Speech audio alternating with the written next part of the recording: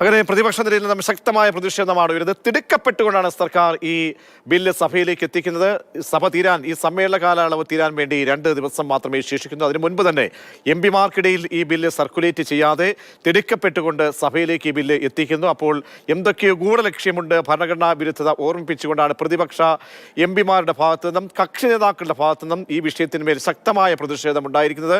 5 മണിക്കോടുകൂടി വീണ്ടും ലോക്സഭ ചേരാൻ പോകുന്നു. അതുവരെ പലപ്പോഴായി ഇന്ന് ഈ വിഷയം സഭയിലേക്ക് എത്തുമ്പോഴേക്ക് തന്നെ സഭ പ്രക്ഷുബ്ധമായിരുന്നു. നിർത്തിവെക്കേണ്ട സാഹചര്യമുണ്ടായി. ഇനി 5 മണിവരെയാണ് സഭ ഇപ്പോൾ നിർത്തി വെച്ചിരിക്കുന്നത്. ശക്തമായ ഒരുപക്ഷെ സമാനതകളില്ലാത്ത ഒരു പ്രതിഷേധത്തിൽ നിന്ന് പ്രതിപക്ഷ നിരയിൽ നിന്നും ഉണ്ടാകുന്നുണ്ട്. മാർഷൽമാർ ഉൾപ്പെടെ വലിയ രീതിയിൽ വലിയ ഒരു നിരയെ ഇറക്കി പ്രതിഷേധത്തെ നേരിടാനുള്ള നടപടികൾ സ്പീക്കറുടെ ഭാഗത്തു നിന്നും ഉണ്ടാകുന്നു എന്നുകൂടി എടുത്ത് പറയേണ്ടതുണ്ട്. ഇപ്പോൾ വിവരങ്ങളുമായി അർജുൻ പീതാംബരൻ ചേരുന്നുണ്ട്. അർജുൻ, മുമ്പൊന്നുമില്ലാത്ത നിലയിലേക്ക് പ്രതിപക്ഷത്തിന്റെ ശക്തമായ പ്രതിഷേധം ഒരു കയ്യാങ്കളിയിലേക്ക് പോലും പോകുമോ എന്ന തരത്തിലേക്കുള്ള ഒരു അവസ്ഥയിലേക്ക് പോലും എത്തുന്നുണ്ട്.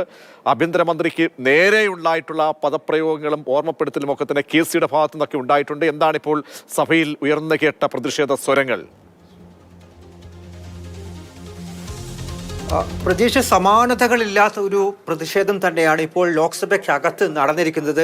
ആഭ്യന്തരമന്ത്രി അമിത്ഷായ്ക്ക് നേരെ വാക്കുകൾ കൊണ്ട് മാത്രമല്ല, ഈ ബില്ല് കീറി അമിത്ഷായ്ക്ക് നേരെ അടക്കം എറിഞ്ഞിട്ടുണ്ട്. അതാ ബില്ലുകൾ അവതരിപ്പിക്കുന്ന സമയത്ത് സൺസെറ്റ് TVയിലൂടെ ആ ലൈവ് സ്ട്രീമിങ്ങിൽ ആ ദൃശ്യങ്ങളും വന്നിട്ടുണ്ട്. അത് ലഭ്യമാണ്. ഈ ബില്ലുകൾ പ്രതിപക്ഷം കീറി എറിയുന്നത്, അത് അമിത്ഷായ്ക്ക് നേരെ വരെ കീറി എറിയുന്നുണ്ട്. പ്രതിപക്ഷം ഒന്നടങ്കം തന്നെ പ്രതിഷേധിച്ച വളരെ നാടകീയമായിട്ടുള്ള ചില നിമിഷങ്ങളിലൂടെയാണ് ഇപ്പോൾ ലോക്സഭ കടന്നുപോയിരിക്കുന്നത്. 5 മണിവരെ നിർത്തിവെച്ചിരിക്കുന്നു. സ്പീക്കർ പോലും പറയുന്നത് മര്യാദകളുടെ എല്ലാ അതിർവരമ്പുകളും ലംഘിക്കുന്നു പ്രതിപക്ഷം എന്നുള്ള കാര്യമാണ്. നടുത്തളത്തിലേക്ക് ഇറങ്ങിയിട്ടുണ്ട്. മാത്രമല്ല, വാച്ച് ആൻഡ് വാർഡ് ചരിത്രത്തിൽ ആദ്യമായി അണിനിരക്കുന്നു. 50-ലധികം മാർഷൽമാർ അവിടെ അണിനിരക്കുന്നു. ഈ പ്രതിപക്ഷ അംഗങ്ങൾ, പ്രത്യേകിച്ചും തൃണമൂലിന്റെ അംഗങ്ങളടക്കം നടുത്തളത്തിലേക്ക് ഇറങ്ങുന്നത് തടയാൻ വേണ്ടിയിട്ടാണ്. ഇത്തരത്തിൽ വലിയ ഒരു സുരക്ഷയൊക്കെ തന്നെ ലോക്സഭയ്ക്കകത്ത് ഒരുക്കിയിരിക്കുന്നത്.